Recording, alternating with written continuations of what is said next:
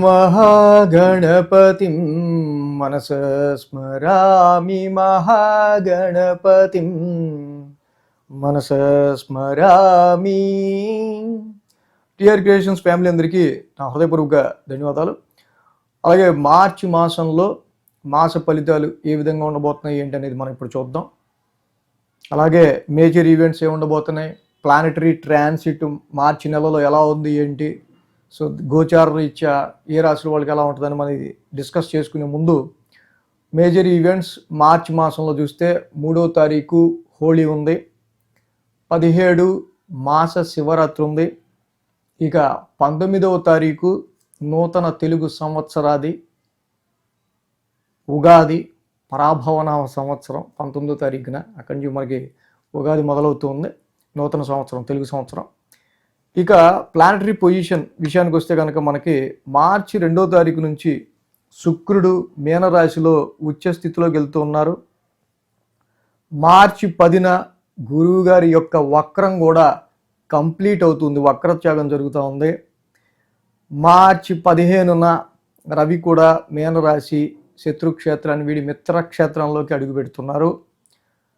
అలాగే బుధుడు కూడా మార్చి 20వ తారీఖున ఆయన రెట్రాగ్రేడ్ అయ్యారు, కుంభరాశిలోనే వక్రత్యాగం మార్చి 20వ తారీఖున. ఇక మార్చి 25కి మళ్ళీ శుక్రుడు తిరిగి మేషరాశిలోకి తర్వాత రాశిలోకి ఆయన గోచారం మొదలు పెట్టబోతూ ఉన్నారు. సో ఈ విధమైన ప్లానటరీ ట్రాన్సిట్ని బట్టి మేజర్గా ద్వాదశ రాశుల వారికి సంబంధించి ఈ మార్చి మాసంలో రాశి ఫలితాలు ఏ విధంగా ఉండబోతున్నాయి ఏంటి అనేది మనం ఇప్పుడు చూద్దాం. వృశ్చిక రాశి వారికి సంబంధించి చూద్దాం. వృశ్చిక రాశి వారికి సంబంధించి మనం చూస్తే కనుక ఈ రాశి వాళ్ళకి మెయిన్గా బుధుడి యొక్క సంచారం చతుర్థ స్థానంలో యోగిస్తూ ఉంది, పంచమంలో శుక్రుడు యోగిస్తూ ఉన్నారు.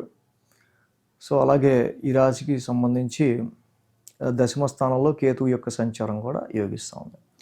సో వృశ్చిక రాశి వాళ్ళు మెయిన్గా జాబ్లో డిస్సాటిస్ఫాక్షన్ అనేది వదిలేసి ముందుకు వెళ్ళడం అనేది చాలా మంచిది. To when detachment plan at Ketu in your 10th house you much some disappointment. So ఇప్పుడు వీడికి నాతో అవసరం లేదన్నట్టు బిహేవ్ చేస్తున్నాడు, చాలా కాలం నుంచి నేను చేస్తున్నా అనే పరిస్థితుల్లో వృశ్చిక రాశి వాళ్ళకి కొంచెం ఫీలింగ్ ఉండొచ్చు. బట్ ఓకే, మన without any offer letter in our hand, మన చేతుల్లో ఏమి ఆఫర్ లెటర్ లేకుండా మనం వెళ్ళటం అనేది మంచిది కాదు. సో అలాగే ఇక్కడ మనం చేస్తే కనుక ఆ 10th house కేతు యొక్క సంచారానికి సంబంధించి ఈ ఫీలింగ్స్ మీరు కొంచెం తీసి ముందుకు అడిగేస్తే మంచిది. నెక్స్ట్ ఇక అర్థాష్టమంలోనే కుజ రవి రాహువులు ఉన్నారు ఈ రాశికి 4th house వృశ్చిక రాశికి.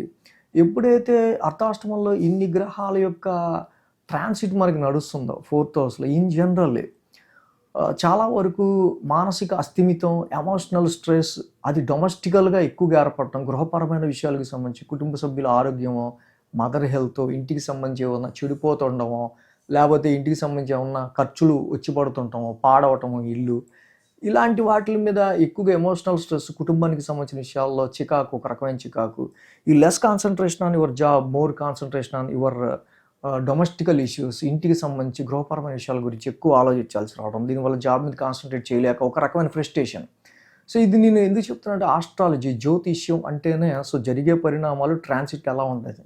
సో ఇది మీకు యాప్ట్ అవుతుంది అనిపిస్తే నేను చెప్పేది, నేను అనేది భయపడటం కాదు. ఇక్కడ ఓహో ఇలా జరుగుతుంటే మనకు ముందే తెలుస్తుందా, ఆ టైంలో మనం ఇలా జాగ్రత్తగా ఉండాలా అని చాలామంది రియలైజ్ అయ్యి ఫాలో అవుతున్న వాళ్ళు ఉన్నారు మనం.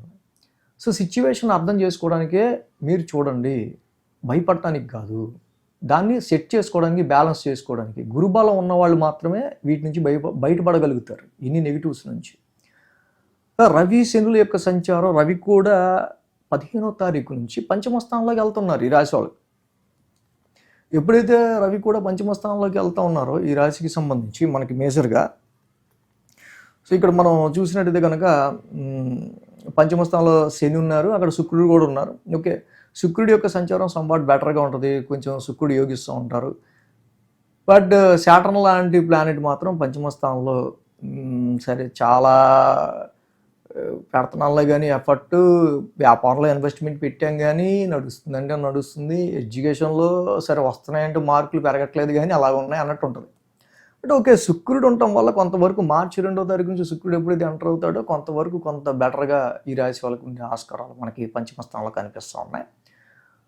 సో అలాగే కాబట్టి ఇప్పుడు శుక్రుడు ఎప్పుడైతే వీళ్ళకి పంచమ స్థానంలో ఉంటారో, ఇట్స్ డెఫినెట్లీ ఈ రాశి వాళ్ళకి సంబంధించి శుక్రుడి యొక్క సంచారం పిల్లల రీత్యా కావచ్చు, సంతానపరమైన విషయాల రీత్యా కావచ్చు, సమ్ ఎంటర్టైన్మెంట్ రీత్యా కావచ్చు, మీరు కొంచెం అభిమానాన్ని ఎవరి మీద అయితే కిల్ చేసుకుంటూ ద్వేషాన్ని పెంచుకుంటూ కొంచెం వాళ్ళ మీద అగ్రెసివ్గా బిహేవ్ చేస్తున్నారో వాళ్ళ మీద కొంచెం మళ్ళీ మీకు మమతానురాగాలు పుట్టడం కావచ్చు. ఇవన్నీ జనరల్గా 15వ తారీఖు వరకు ఉంటాయి. 15 తర్వాత మళ్ళీ రవి పంచమంలోకి అడుగు పెడుతున్నారు. రవి పంచమంలోకి అడుగు పెట్టడం వల్ల కొంచెం వ్యాపారంలో కావచ్చు, సో రొటేషన్ ఆఫ్ మనీ విషయంలో కావచ్చు, మళ్ళీ ఇక్కడ మన ప్రొఫెషనల్ గ్రోత్ విషయంలో మళ్ళీ మనకి టాలెంట్ తగ్గ వర్క్ ప్రెజెంట్ అసైన్ అవ్వలేదు అంటాం, ఇలాంటి సమ్ స్ట్రగుల్స్ ఉంటూ ఉంటాయి. సో మార్చ్ అంటేనే ముఖ్యంగా మనకి ఎగ్జామ్స్ టైం కాబట్టి విద్యార్థులు మాత్రం వృశ్చిక రాశి వాళ్ళకి రవి కుజులు చతుర్థ స్థానంలో ఉన్నందుకు, పంచమంలో రవిశనుల యొక్క ఇది జరుగుతున్నందుకు మీరు మీ మైండ్ని డైవర్ట్ చేసుకోకుండా, ఇటువంటి ఎమోషనల్ స్ట్రెస్కి గురి కాకుండా, మానసిక ఆందోళనకి గురి కాకుండా, ఇంటిని పట్టించుకోకుండా, ఫైనాన్షియల్ సిచ్యువేషన్స్తో ఇంటి సంగతులతో మీకు పని లేదు. పేరెంట్స్ మీకు డబ్బులు కట్టారు, స్కూల్కి వెళ్ళమనో కాలేజీకి వెళ్ళమనో, మీరు చదువుకోవడం మార్కులు తెచ్చుకోవడం వరకే మీ పని. సో మిగతాదంతా ఇంట్లో వాళ్ళు పడతారు కాబట్టి మీరు చేయాల్సిందల్లా ఫోకస్ ఎడ్యుకేషన్కి. మీరు అనవసరంగా డిస్టర్బెన్స్ ఏది క్రియేట్ చేసుకోకుండా చదువుకునే విషయాల్లో ఏదైనా డిస్టర్బెన్స్ అనుకుంటే దాన్ని పక్కన పెట్టి చదువు మీదే కాన్సన్ట్రేట్ చేసేటట్టు ముందుకెళ్ళడం అనేది అవసరం.